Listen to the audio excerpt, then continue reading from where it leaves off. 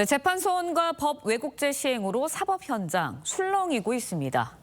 유죄를 받은 범죄자들 판결을 뒤집을 기회가 왔다는 기대 중이고 일각에서는 자칫 사법 정의가 무너지고 범죄자 전성시대가 열리는 것 아니냐 우려도 나오고 있습니다. 어떤 혼란이 예상되고 있는지 법조 출입하는 안혜리 기자와 짚어보도록 하겠습니다. 네, 안 기자, 범죄자들이 이제 벌써부터 재판 소원제에 대해서 반기고 있다라는 소식이 들립니다. 실제로 어느 정도인 건가요? 네, 이 제도 시행 단 이틀 만에 30건이 넘는 재판 소원 심판 청구가 쏟아졌습니다. 그중엔 유튜버 쯔양을 협박해 돈을 갈취한 혐의로 구속된 사람과 자신의 장모를 폭행한 혐의로 유죄가 확정된 존속 폭행범 등 사회적 공분을 샀던 범죄자들이 포함됐는데요. 확정된 판결이 위헌이라고 주장하며 헌재의 판단을 다시 한번 받아보겠다는 겁니다. 성범죄자나 보이스피싱 등 민생 사범들도 재판이 뒤집힐 거란 기대를 갖고 재판 소원의 문을 두드릴 전망입니다. 네, 그런데 재판 소원제뿐만 아니라 법 왜곡죄 역시 범죄자들에게는 로또나 다름없다라고 하고 있는데 구체적으로 어떤 현상이 예상되는 건가요? 네, 이 사법 체계가 무한 고소 루프에 빠질 가능성이 큽니다. 판결이 법을 왜곡했다며 이 피고인이 판사를 고소해 경찰이 수사하게 만들고 그 결과가 불만족스러우면 수사한 경찰까지 또 고소할 수 있는 구조가 되기 때문입니다.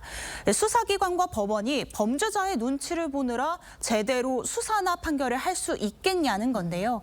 이 과정에서 경찰과 검찰, 법원 간에 이 서로 법 왜곡 여부를 두고 다투는 힘겨루기가 벌어질 수도 있습니다. 네, 혼란이 가중될 것 같은데요. 범죄 피해자들 입장에서는 두 법이 시행이 되면 끝없는 소송에 걸릴 수도 있다. 소송에 시달릴 수도 있다라는 우려도 나옵니다. 왜 그런 건가요?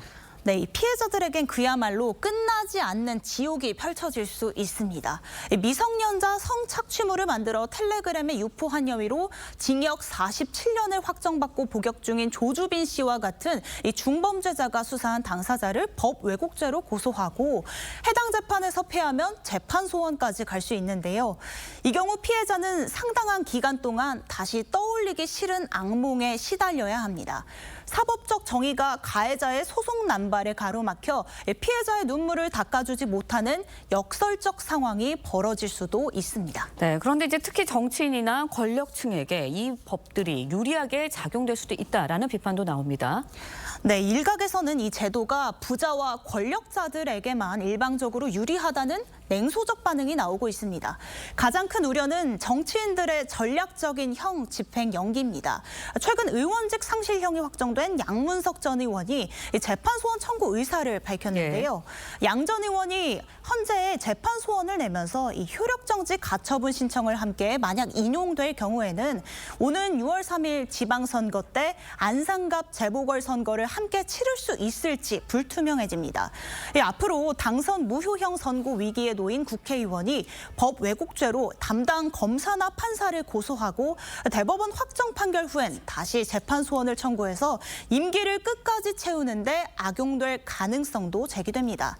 또 재판 소원은 반드시 변호사를 선임해야 하는 이 변호사 강제주의 탓에 고액의 수임료를 감당할 수 있는 재력가들에게만 유리한 도구가 될 수 있는 반면에 서민들은 막대한 비용 부담과 분쟁 장기화로 인해 불리한 입장에 놓이게 됩니다. 이 때문에 헌재가 엄격한 사전 심사를 통해 소송 남발을 막아야 한다는 목소리가 나옵니다. 네, 안 기자, 이제 제도 한착을 위해서 이런 빈틈을 메울 대책들이 나오는 게 중요할 것 같습니다. 잘 들었습니다.